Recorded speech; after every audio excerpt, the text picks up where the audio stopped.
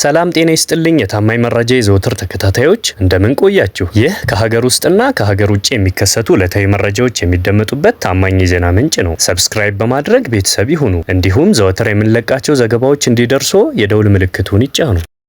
የቻይናው BYD በአውሮፓ የመኪና ገበያ ለመጀመሪያ ጊዜ ቴስላን በሽያጭ መብለጡ ተዘግቧል። ባሳለፍነው ወር በአውሮፓ ውስጥ BYD ከቴስላ በብዛት የበለጡ የኤሌክትሪክ መኪናዎች የሸጠ ሲሆን BYD በአውሮፓ እያገኘ ያለውን ተቀባይነት ማሳያ ነው ተብሏል። ምንም እንኳን BYD ቴስላን በጠባብ የሽያጭ ቁጥር የበለጠ ቢሆንም ውጤቱ BYD እያገኘ ያለውን ተቀባይነት ከማሳየት በተጨማሪ በአውሮፓ የሚገኙ መኪና ገዢዎች በቻይና የሚመረቱ መኪኖች ላይ ያላቸው እምነት ከፍ እንዳለ ማሳያ እንደሆነም ተጠቅሷል። የአውሮፓ ህብረት ከቻይና የሚገቡ መኪናዎች ላይ ታሪፍ የጣለባቸው ቢሆንም በዋጋቸው አነስተኛ የሆኑት እነዚህ የBYD ኤሌክትሪክ መኪናዎች ለብዙሃን ምርጫ ሆነዋል። ታዲያ BYD አሁን ላይ የመኪና ማምረቻ ፋብሪካውን በሃንጋሪና ቱርክ ውስጥ እየገነባ ሲሆን ይህም ያለምንም ታሪፍ ለአውሮፓ ገበያ መሸጥ ያስችለዋል። BYD የአውሮፓ ዋና ቢሮውን በሃንጋሪ የሚከፍት ሲሆን ይህም ከ2000 በላይ ለሚሆኑ ዜጎች የስራ ዕድል እንደሚፈጥር አስታውቋል። BYD አሁን የሸጠው ከአምናው በተመሳሳይ ወቅት ጋር ሲነጻጸር 170 በመቶ ጨምሯልም ነው የተባለው። ለአመታት የአውሮፓን የኤሌክትሪክ ገበያ ተቆጣጥሮት የነበረው ቴስላ አሁን ላይ 49 በመቶ የሽያጭ ገበያ መቀነሱን የዘገበው ኒውዮርክ ታይምስ ነው።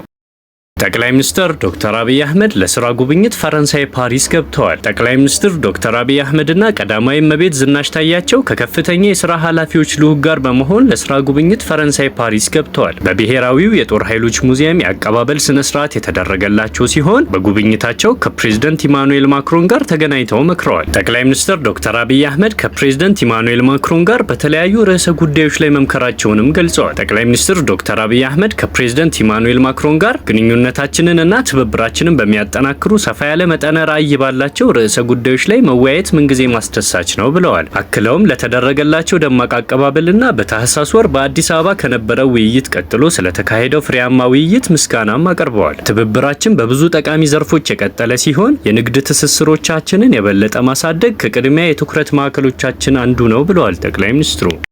ሩሲያ በአንድ ሌሊት 105 የዩክሬን ሰው አልባ ድሮኖችን መታመጣሏን ገለጸች። የሩሲያ የአየር መከላከያ ኃይል ወደ ሞስኮ ክልል የተጠጉ 35 ድሮኖችን ጨምሮ 105 ያክል የዩክሬን ድሮኖችን መቶ መጣሉን አስታውቋል። የጠላት አውሮፕላኖችን፣ ድሮኖችን ወይም ሚሳኤሎችን ለመከላከል በሚያገለግለው የሩሲያ ወታደራዊ የአየር መቃወሚያ ስርዓት እነዚህ 105 የዩክሬን ድሮኖችን መውደማቸውም ተነግሯል። ታዲያ በአየር ክልል ውስጥ የሲቪል አውሮፕላኖች አደጋ ላይ እንዳይወድቁ ለመከላከል በሞስኮ ዶሞዴዶቮና በቡኮቭስኪ አውሮፕላን ማረፊያዎች ጊዜያዊ የበረራ እገዳዎች መደረጋቸውን ባለስልጣናት ተናግረዋል። የሞስኮ ከንቲባ ሰርጌይ ሶቢያኒን እንደገለጹት የሩሲያ አየር መከላከያ የዩክሬን ሰው አልባ ጥቃቶችን መመከት እንደቀጠለ ነው ብለዋል።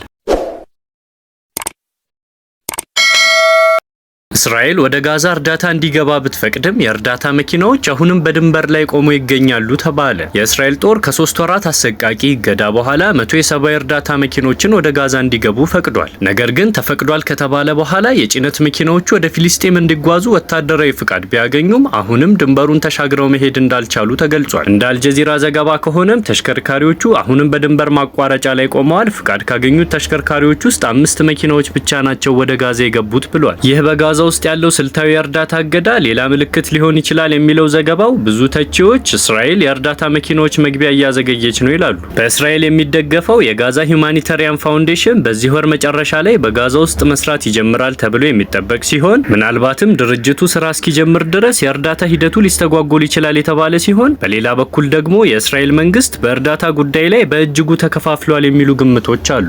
ሰላም ጤና ይስጥልኝ የታማኝ መረጃ የዘወትር ተከታታዮች እንደምን ቆያችሁ? ይህ ከሀገር ውስጥና ከሀገር ውጭ የሚከሰቱ ዕለታዊ መረጃዎች የሚደመጡበት ታማኝ የዜና ምንጭ ነው። ሰብስክራይብ በማድረግ ቤተሰብ ይሁኑ። እንዲሁም ዘወትር የምንለቃቸው ዘገባዎች እንዲደርሱ የደውል ምልክቱን ይጫኑ።